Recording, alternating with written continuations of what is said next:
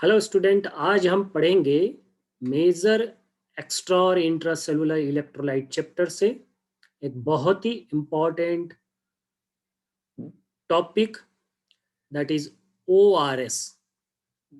ORS को जो है वो दो तीन नामों से जाना जाता है।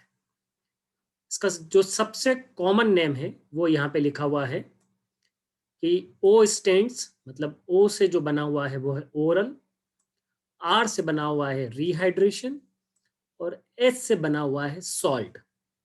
इसका एक और नाम है, वो है ओरल रिहाइड्रेशन सॉल्ट की जगह सॉल्यूशन, या फिर इसे ग्लूकोज या शुगर सॉल्ट मिक्सचर भी बोला जाता है। तो ये इसके कॉमन नेम्स हैं जिससे कि हम ओआरएस को पहचानते हैं। ओआरएस जो है, इस पूरे वीडियो में हम इसको डिटेल में समझेंगे। ये किस कैटेगरी की थेरेपी में आता है, वो थेरेपी क्या है, ओआरएस को क्यों बनाया गया, किस कारण से इसको रिकमेंड किया गया है। इस पूरे वीडियो में हम WHO रिकमेंडेड स्पेसिफिकेशंस भी पढ़ेंगे कि ओआरएस के WHO रिकमेंडेड स्पेसिफिकेशंस क्या है, क्या फार्मूला था और उस फार्मूले में आज की तारीख में क्या चेंजेस हो गए हैं। ये सब हम इस पूरे वीडियो में डिटेल में देखेंगे। तो हम स्टार्ट करते हैं आज का topic ORS, that is oral rehydration salt.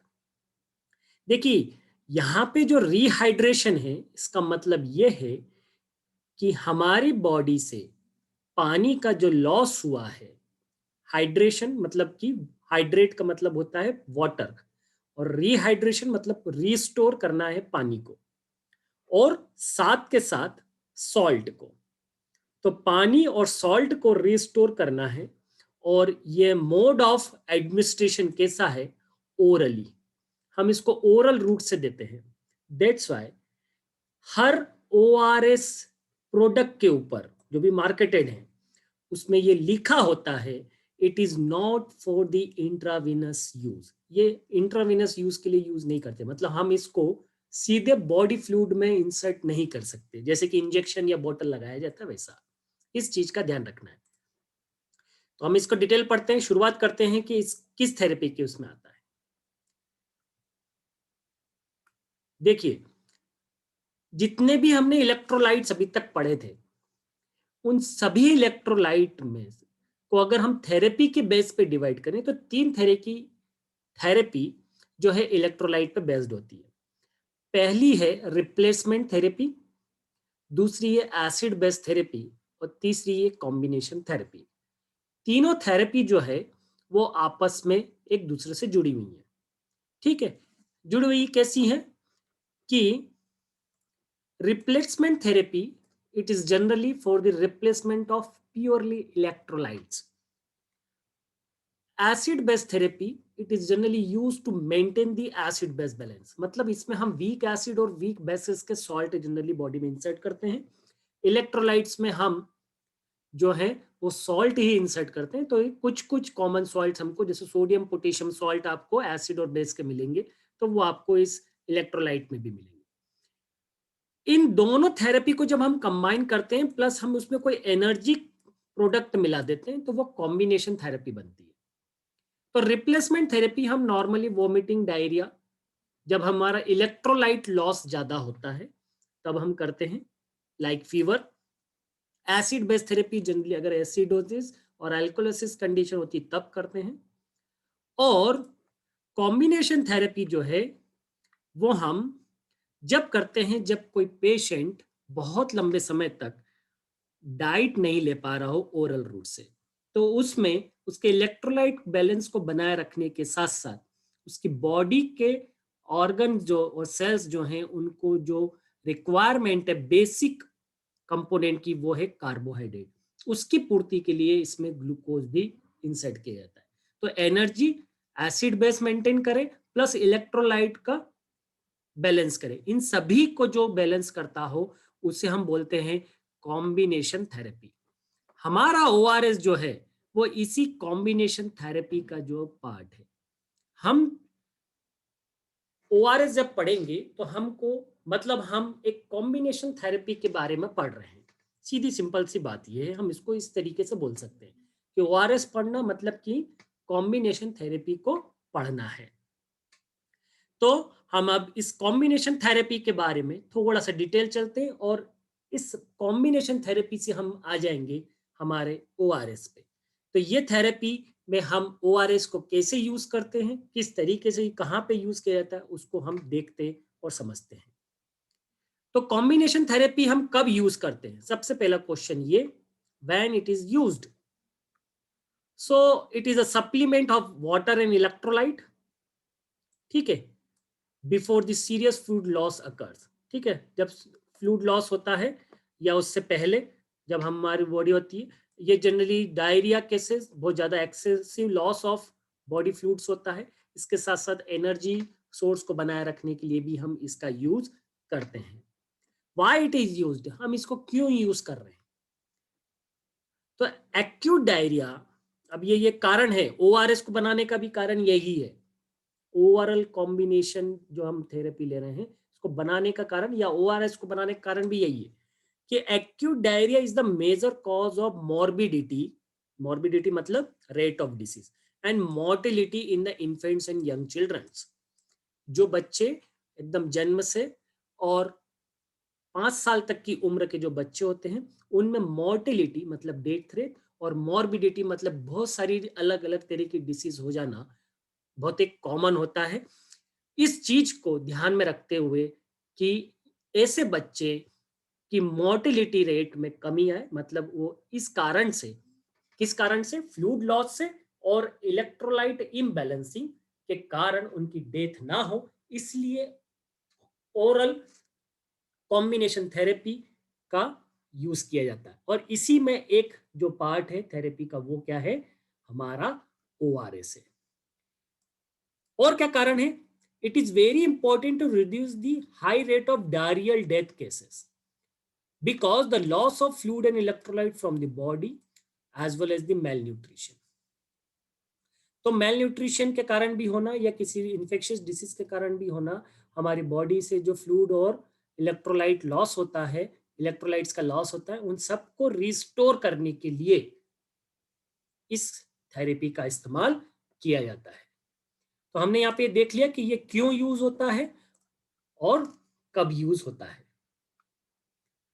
अब किसी भी कॉम्बिनेशन थेरेपी में हम जब मैनेजमेंट करते हैं फ्लूइड और इलेक्ट्रोलाइट का, या हम उस डिसीज को मैनेज करते हैं या उस कॉज को मैनेज करते हैं जिसके कारण पेशेंट या कोई भी हम मान लें, यहाँ पे पेशेंट मेनली कौन से हैं, इन्फेंट्स और चिल्ड्रंस हैं, एडल्ट्स भी हैं, एडल्ट्स भी अफेक्टेड होते हैं डायरिया और वॉमिटिंग से, लेकिन उनका डेथ रेट जो है वो इतना ज्यादा नहीं होता जितना कि बच्चों में होता है, ठीक है, या इन्फेंट्स और चिल्ड्रंस में होता है।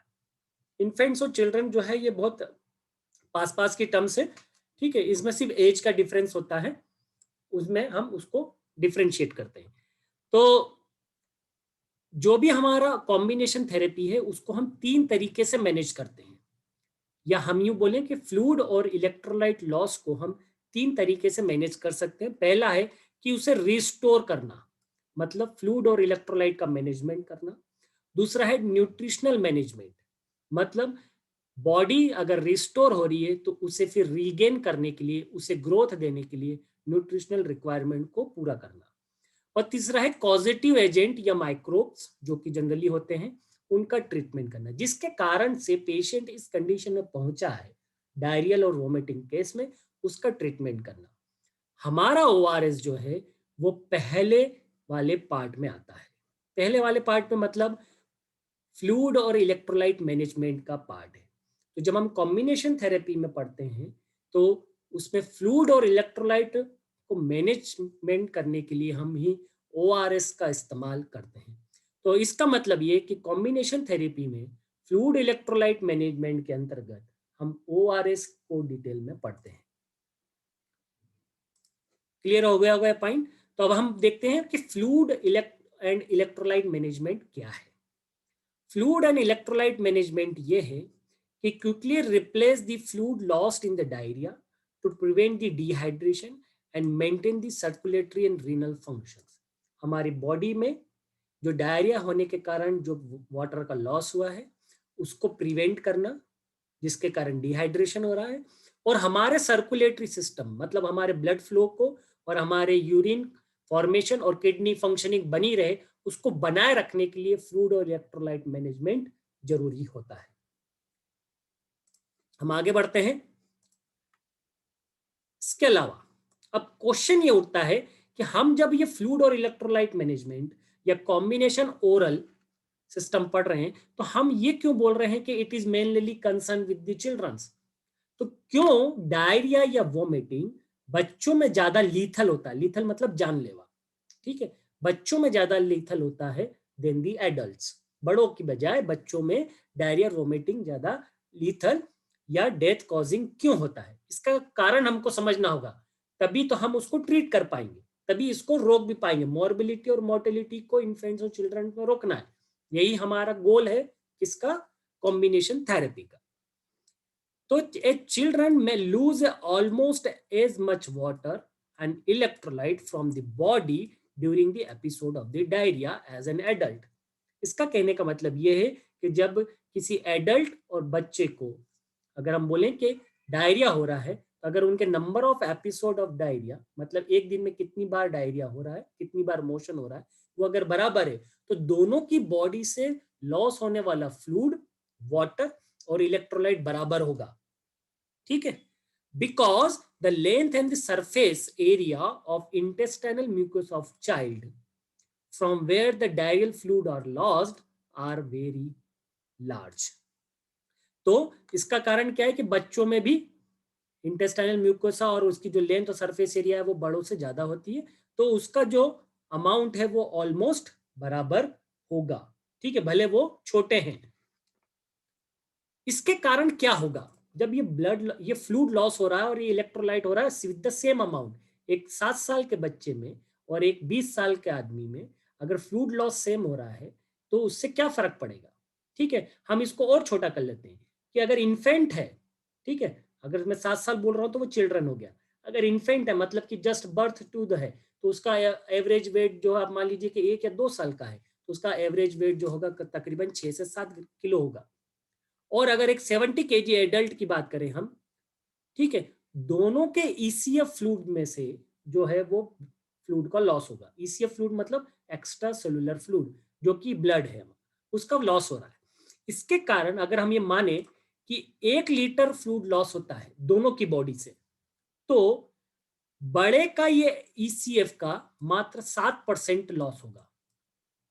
अगर हम माने कि एक एडल्ट में ईसीएफ जो है वो तकरीबन 14 लीटर के अप्रॉक्स होगा सारा मिला के, तो वो उसका 1 लीटर लॉस होना डायरिया वोमिटिंग के कारण, तो उसका सिर्फ टोटल ईसीएफ का सिर्फ 7% होगा। लेकिन इतना ही लॉस होना किसी चिल्ड्रन में, उसका ईसीएफ बहुत कम होगा एडल्ट की तुलना में, उसका तकरीबन 50% लॉस होगा। तो लॉस जो है वो सेम है, लेकिन टोटल फ्लूइड की कंपैरिजन में अगर हम देखें तो बच्चे में ये ज्यादा लीथल है, क्योंकि उसका 50% बॉडी फ्लूइड लॉस हो गया, और अप्रोक्स बोल रहे हैं अपन 50%, और इसमें 7 to 8% ही जो है वो लॉस हो रहा है। That's why it is more dangerous in the childrens. अब इसमें होता क्या है? Diarrhoea losses from the looses comes from the ECF. इसके कारण ब्लड वॉल्यूम डिक्रीज होगा, ब्लड वॉल्यूम डिक्रीज होने के कारण जो है वो पल्स कम हो जाएगी, ब्लड प्रेशर कम होगा, कोल्ड अपीयर होगा, ठंड लगने लग जाएगी, यूरिन आउटपुट कम हो जाएगा, और अगर बहुत ज्यादा सीवियर होगा तो रीनल फेल्यूर कॉज हो जाएगा। साथ के साथ चूंकि ईसीएफ में सोडियम एक मेजर इलेक्ट्रोलाइट है, ये हम पढ़ चुके हैं कि एक्स्ट्रा सेलुलर फ्लूइड का जो मेजर आयन है वो कौन इलेक्ट्रोलाइट है, वो कौन सा है? सोडियम है। तो जब ईसीएफ का लॉस हो रहा है मतलब वहां से फ्लूइड का लॉस हो रहा है, तो मतलब सोडियम का भी लॉस हो रहा है, तो एक्सेसिव सोडियम लॉस भी होगा। इसके कारण क्या हो जाएगा? हाइपोनेट्रीमिया हो जाएगा। हाइपोनेट्रीमिया के कारण क्या होगा? ओस्मोलरिटी जो है वो गिर जाएगी ईसीएफ की, तो मूवमेंट ऑफ वाटर जो है वो ईसीएफ से आईसीएफ में हो जाएगा। इसका मतलब तो यही हुआ कि पहले से जहां पे पानी कम हो रहा था, फ्लूइड लॉस हो रहा था, वहां का पानी अब सेल के अंदर और जाने लगा, क्योंकि इलेक्ट्रोलाइट इनबैलेंसिंग हो गई। ऐसे केस में तो डबल इफेक्ट हो गया। तो ऐसे केस में ऑर्गन फेल्यूअर्स होते हैं और जिसके कारण नंबर ऑफ डेथ कॉज होती है। यही कारण है बच्चों में डेथ होने का। तो हम यहाँ पे देखते हैं कि further shrinkage to the large already reduce is electrocellular compartment volume. इसके कारण क्या होगा, जो पहले से कम है वो और कम हो जाएगा। स्किन जो है उसकी इलास्टिसिटी कम हो जाएगी, उसमें बूढ़ों की तरह जो है सल पड़ने लग जाएंगे, व्रिंकल पड़ने लग जाएंगे। अगर आप उसे पिंच करेंगे तो वो बहुत देर बाद नॉर्मल कंडीशन में जाएगी। और ये कारण जो है कि before the ORS around 5 million death एक साल में होती थी डायरिया और वोमिटिंग कारण। और स्पेशली इसमें जिनकी डेथ होती थी वो होती थी इन्फेंट्स और चिल्ड्रन। ये कुछ मार्केटेड एक प्रोडक्ट है इलेक्ट्रॉल, जो कि बहुत कॉमन मार्केटेड प्रोडक्ट है, जो कि ओरल रिहाइड्रेशन सॉल्ट के रूप में दिया जाता है। तो यहां से हमको ये क्लियर हुआ कि हम ORS क्यों ले रहे हैं। ठीक है, क्यों ये ज्यादातर हम फोकस कर रहे हैं बच्चों पे इस पूरे फंगस। इसका फिजियोलॉजिकल बेसिस देख लेते हैं। ओरल रिहाइड्रेशन सॉल्ट का फिजियोलॉजिकल बेसिस क्या है। ठीक है,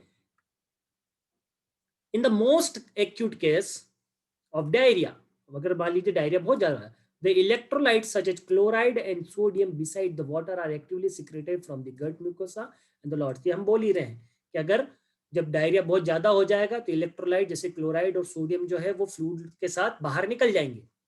However, if the isosmolar solution of glucose और सोडियम are given orally, ऐसी कंडीशन में अगर हम एक ग्लूकोज और सोडियम का या सॉल्ट का एक सॉल्यूशन दें जो कि नॉर्मली एब्जॉर्ब भी हो जाता है इजीली, इसके कारण सोडियम जो है वो एब्जॉर्प्शन ऑफ वाटर को इंक्रीज कर देगा, मतलब रिटेंशन ऑफ वाटर बॉडी में बढ़ने लग जाएगा, जो लॉस ऑफ फ्लूइड हो रहा है वो थोड़ा सा कम हो जाएगा। This is the physiological basis of the rehydration. Oral rehydration का यही है कि फ्लूइड लॉस को रोक लिया जाए, तो इसके लिए सोडियम दिया जाता है।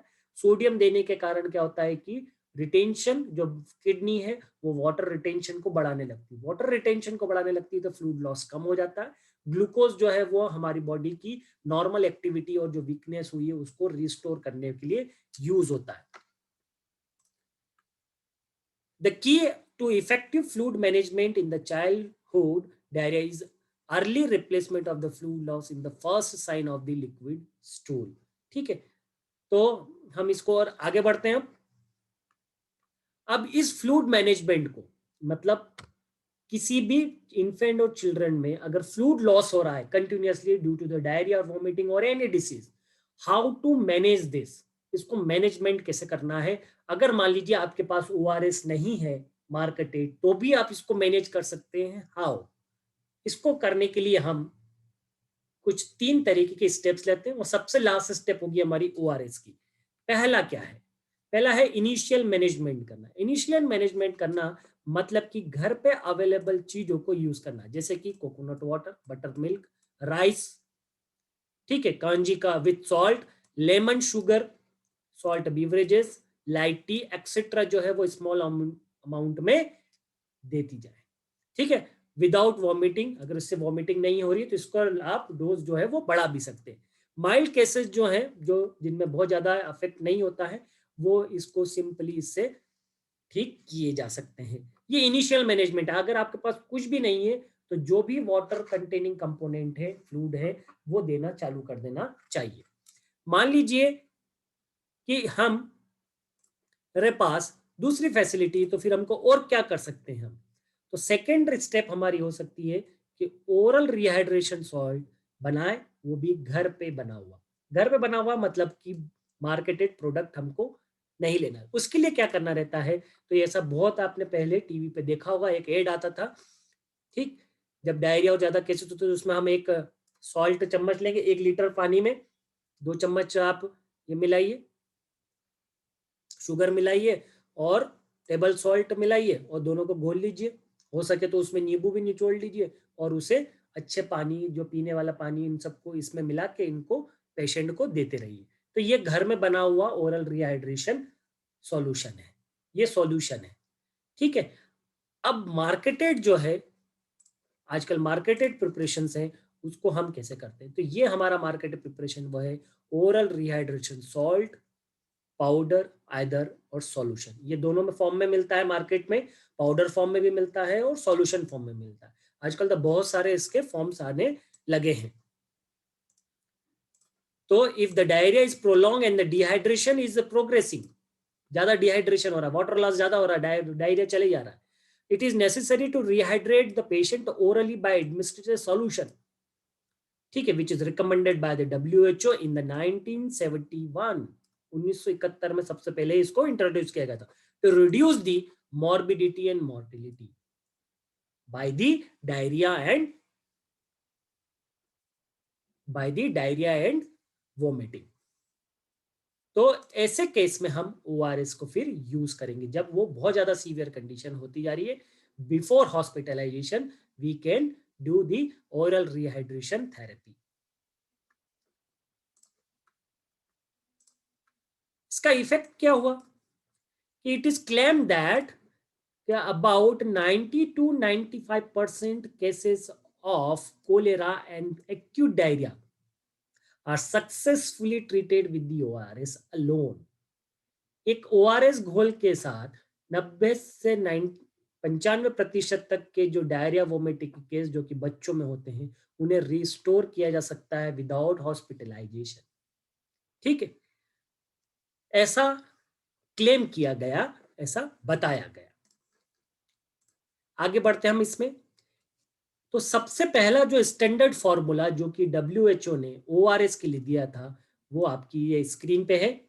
इसमें आपको कंपोनेंट्स याद रखने हैं, कौन सा कंपोनेंट क्या है, इसका कंपोजिशन फिर चेंज होगा इसलिए बता रहा हूं। तो सबसे पहले इसमें है sodium chloride, potassium chloride, sodium bicarbonate लेंगे या फिर ट्राई सोडियम सिट्रेट लेंगे।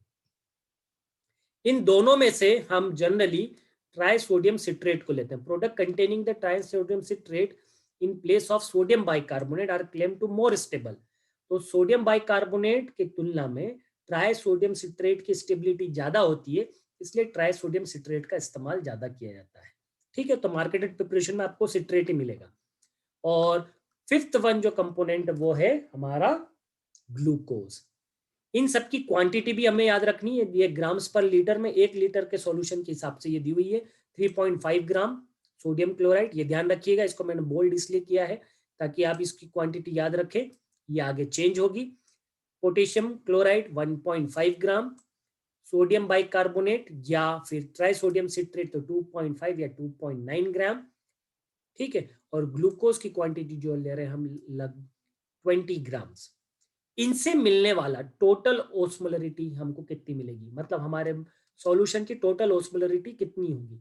सोडियम के जो मिलीमोल्स पर लीटर होंगे वो 90 होंगे, क्लोराइड के 80 होंगे, पोटेशियम के 20 होंगे, सिट्रेट के 10 होंगे और ग्लूकोज के 111 होंगे। इन सबको अगर हम जोड़ते हैं तो टोटल ओस्मोलरिटी जो आती है पूरे सॉल्यूशन की, 1 लीटर के सॉल्यूशन की, ये सब हमको मोल्स कहां से मिले? इस सॉल्यूशन से मिले, ठीक है। आप चाहें तो इसको 2 टेबल्स में भी बना सकते हैं अलग अलग। तो इस टोटल ओस्मोलरिटी जो है हमें याद रखनी है, तो हमको इस स्टैंडर्ड फॉर्मूला से कुछ चीजें याद रखनी है। कंसंट्रेशन ऑफ सोडियम क्लोराइड, अब आपके 5 चीजें, sodium potassium chloride, sodium trisodium citrate और ग्लूकोज, ये 5 चीजें आपके पास, 4-5 चीजें हैं। इसमें हम कोई दोनों में से एक ही लेंगे। इनसे मिलने वाले आयंस का याद रखना है। The product containing the trisodium citrate, ये क्यों ले रहे हैं ये अपन देख चुके हैं। लेकिन ये आज की तारीख में मार्केटेड फॉर्मूला नहीं है, क्योंकि यूनिसेफ और WHO ने अब न्यू फॉर्मूला इंट्रोड्यूस किया है जिसे बोलते हैं रिड्यूस ओस्मोलरिटी फॉर्मूला, ठीक है। इसको ध्यान रखना है, इस फॉर्मूला में क्या चेंजेस किए गए, इसको क्यों लाया गया, इसके कारण, इसके बेनिफिट्स हम देखते हैं और इसका फॉर्मूला भी देखेंगे कि जो इससे पहले हमने अभी पहले स्टैंडर्ड फॉर्मूला पढ़ा और इस वाले फॉर्मूले में क्या चेंजेस हुए और क्यों किए गए। The new formula of oral rehydration ORS is released by the WHO.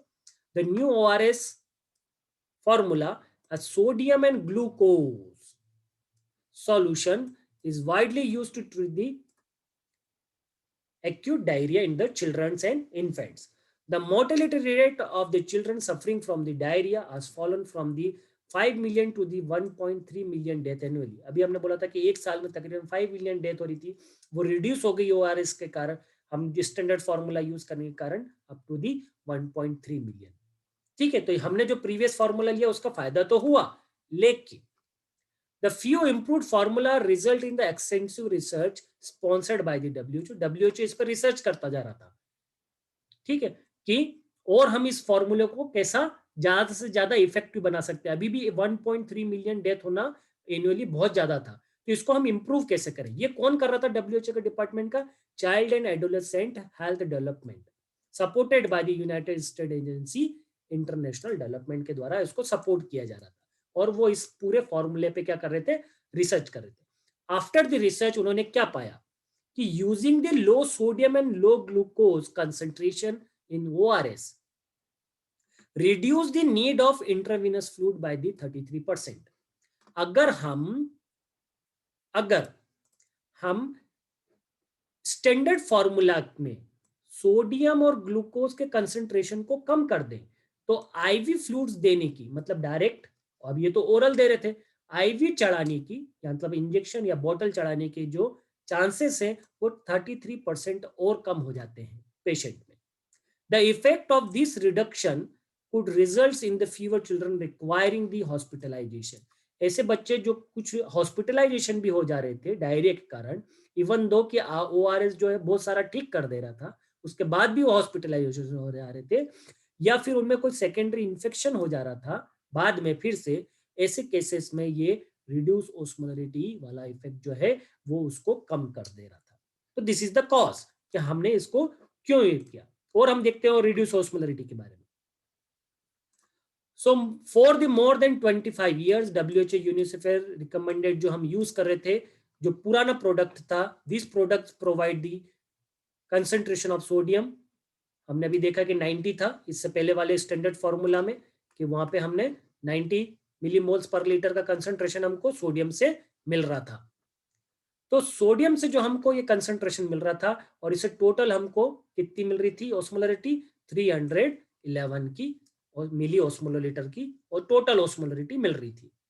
इस रिसर्च का मेन गोल क्या था जो इसमें किया गया, ए प्रोडक्ट, ऐसा एक प्रोडक्ट बनाना that would be at least safe and effective for as the standard ORS. एक और नया ऐसा फॉर्मूला बनाना जो कि पुराने स्टैंडर्ड ओआरएस की तरह इफेक्टिव और सेफ भी हो, for preventing and treating the diarrhoea of all type. सभी तरह के डायरिया को, किसी भी कॉज से होने वाले डायरिया को वो क्या कर सके, ट्रीट कर सके. और क्या गोल हो सकता है इसको रिड्यूस करने का या रिड्यूस ऑस्मोलरिटी बनवाने का, एक ऐसा फॉर्मूला ना which reduce the stool output, ठीक है, and have the more other clinical benefits. इसके कारण और जो क्लिनिकल बेनिफिट्स है वो हमको मिल सके. और क्या इसका बेनिफिट है, गोल था reducing the possible adverse effect of the hypertonicity, क्योंकि हम वहां पे सोडियम का कंसंट्रेशन ज्यादा यूज कर रहे थे स्टैंडर्ड सॉल्यूशन में, ठीक है. तो उसके कारण ऐसे एडवर्स इफेक्ट जो कि हाइपरटोनिसिटी के कारण हो सकते थे ऑफ द नेट फ्लूइड, उसको हमको क्या करना था, कम करना था. और इसमें ग्लूकोज और सोडियम क्लोराइड के कंसंट्रेशन को रिड्यूस करके इस पूरे सॉल्यूशन के इस पूरे गोल को अचीव किया गया. तो हमने स्टैंडर्ड सॉल्यूशन में दो चीजें में रिडक्शन किया है, पहला है सोडियम क्लोराइड और दूसरा है ग्लूकोज. इसलिए वो दोनों के कंसंट्रेशन को मैंने वहां पे बोल्ड किया था. इसके बेनिफिट्स क्या है, रिड्यूस जो न्यू फॉर्मूला है उसके बेनिफिट्स क्या है. पहला बेनिफिट्स है कि स्टडी से पता चला है कि जो ओआरएस जो है वो treatment of the children with the acute non diarrhoeal non cholera diarrhoea, मतलब कि कोलेरा के बिना होने वाला डायरिया जो है, कोलेरा जो एक बैक्टीरियल इन्फेक्शन है जिसके कारण की डायरिया होता है, is improved by reducing the sodium concentration. जैसे सोडियम कंसंट्रेशन 90 से 75 मिली इक्विवेलेंट लेकर आए, और ग्लूकोज का कंसंट्रेशन जो कि 111 था उसको 75 मिली मोल पर लीटर लेकर आए, और टोटल ऑस्मोलरिटी को जैसे कि 311 से लेकर 245 मिली इक्विवेलेंट आए, तो ये बहुत ज्यादा इसमें इंप्रूवमेंट देखने को मिला. मतलब हमने जैसे नया फॉर्मूला इंट्रोड्यूस किया उसका इफेक्ट इसमें देखने को मिला. ये इसका एक बेनिफिट है. और इसके बेनिफिट क्या क्या, इस रिड्यूस ऑस्मोलैरिटी के कारण जो स्टूल आउटपुट था वो तकरीबन 20% डिक्रीज हो गया, यही गोल था, ठीक है, गोल में हमने पढ़ा था। और इंसिडेंस ऑफ वॉमिटिंग जो है वो भी 30% कम हो गए, ठीक है। और बेनिफिट क्या है इसके, इस न्यू फॉर्मूला के कारण appear to be a safe and at least effective as the standard for the use in the children with the cholera। ऐसे बच्चे जिनमें हमने ऊपर वाले में क्या पढ़ा था, जो नॉन कोलेरा वाले हो, अगर हम कोलेरा इन्फेक्शन बच्चों में भी इसको यूज कर रहे हैं तो ये वैसा ही असरदार था जैसा कि स्टैंडर्ड वाला सॉल्यूशन था, वैसे ही सेम इफेक्ट दे रहा था। और इसके क्या बेनिफिट्स मिले कि रिड्यूस ऑस्मोलैरिटी ओआरएस जो है is as effective as the standard in the adult also।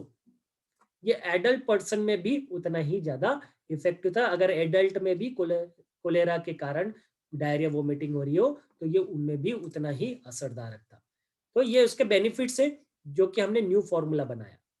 और भी बेनिफिट है, ये देख लेते हैं। रिड्यूस ऑस्मोलैरिटी ओआरएस में be treating the adult with the cholera but carefully monitoring the adverse advice to better access of risk. ठीक है, हम इसको एडल्ट्स में ट्रीट कर सकते हैं लेकिन हमको उसमें और फर्दर मॉनिटरिंग भी करनी होती है। That's why because of this WHO and UNICEF recommended the countries of all over the world to use and manufacture the new formula instead of the previous formula जिसकी टोटल ऑस्मोलैरिटी 311 मिली osmo पर litre थी।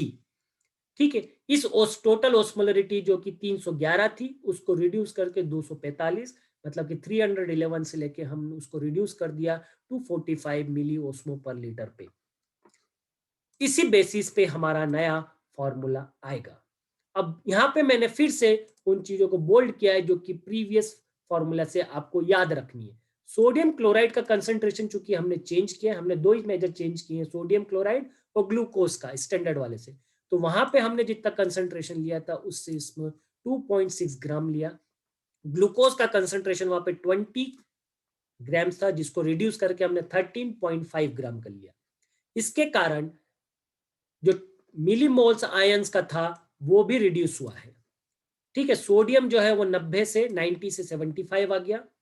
80 के approx जो था वो chloride था, 80 to 85 के पास था तो वो 65 आ गया। क्यों आया? क्योंकि यहाँ पे आप पोटेशियम तो उतना ही ले रहे हैं, पोटेशियम क्लोराइड, क्योंकि सोडियम क्लोराइड की क्वांटिटी कम की है तो क्लोराइड आयन का है ना, Cl माइनस का, उसका कंसंट्रेशन कम हो जाएगा क्योंकि सोडियम क्लोराइड की क्वांटिटी हमने कम कर दी। तो इसमें तीन चीजों की जो है आयंस जो है वो उनकी कंसंट्रेशन कम हुआ है। पहला है सोडियम का, दूसरा है क्लोराइड का और तीसरा है ग्लूकोज का। इन तीनों का टोटल ऑस्मोलैरिटी कितना आ रहा है? 245। और प्रीवियस स्टैंडर्ड फॉर्मूला का क्या कितना था? 311। यही चेंजेस किया गया है न्यू फॉर्मूला और यही आजकल मार्केटेड है। इन रेंज में थोड़ा सा प्लस माइनस किया जाता है। ठीक है, it is recognised by the WHO। वह आप उस रेंज में कितना प्लस माइनस कर सकते हैं उसकी रेंज भी उन्होंने दी हुई है। इसका हम देख लेते हैं कि इनका रोल क्या है। ग्लूकोज को लेने के कारण क्या? Glucose facilitate the absorption of sodium, sodium के एब्जॉर्प्शन को बढ़ाता है 1:1 मोल के उसमें। क्यों ऐसा हम देख रहे हैं 1:1 मोल के उसमें? क्योंकि सोडियम और ग्लूकोज का कंसंट्रेशन यहाँ पे हम देखें तो बराबर ही हो गया, ये 75 है, ये भी 75 है, तो 1:1 के कंसंट्रेशन में वो एक दूसरे को एब्जॉर्प्शन को बढ़ाते हैं। सोडियम एंड पोटेशियम क्या कर रहा है? Sodium and potassium are needed to replace the body losses of this essential ion during the diarrhoea and vomiting. Diarrhoea vomiting के कारण जो sodium potassium, so potassium intracellular major ion है, sodium जो extra cellular major ion, तो इनका restoration होगा तो osmolarity जो है वो बैलेंस बन जाएगा। ऑस्मोलैरिटी बैलेंस तो वाटर रिटेंशन बढ़ जाएगा, वाटर रिटेंशन बढ़ाइएगा तो फ्लूइड लॉस कम हो जाएगा। ठीक है, सिट्रेट जो है वो क्या करता है? एसिडोसिस कंडीशन जो कि फ्लूइड लॉस के कारण क्रिएट हो रही है उसको मेंटेन करने में मदद करता है। तो these are the functions of the chemicals which we are using in the ORS। तो इस पूरे वीडियो में हमने ये देखा कि ORS क्यों लाया गया, क्या मेजर उसका रीजन था, हम उसको किस थेरेपी के अंतर्गत पढ़ते हैं, क्यों पढ़ते हैं, क्यों ये ज्यादातर बच्चों पे हमने इफेक्टिव देखा।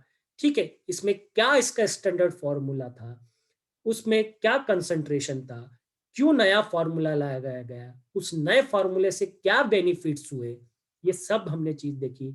और साथ के साथ हमने नया फॉर्मूला देखा और इसमें यूज होने वाले केमिकल्स का पूरा हमने फंक्शनिंग देखा। होप आपको ये वीडियो पसंद आया होगा। फिर भी कोई डाउट है तो आप कमेंट सेक्शन में पूछ सकते हैं। Thank you. नेक्स्ट वीडियो में हम फिर मिलेंगे नए टॉपिक के साथ।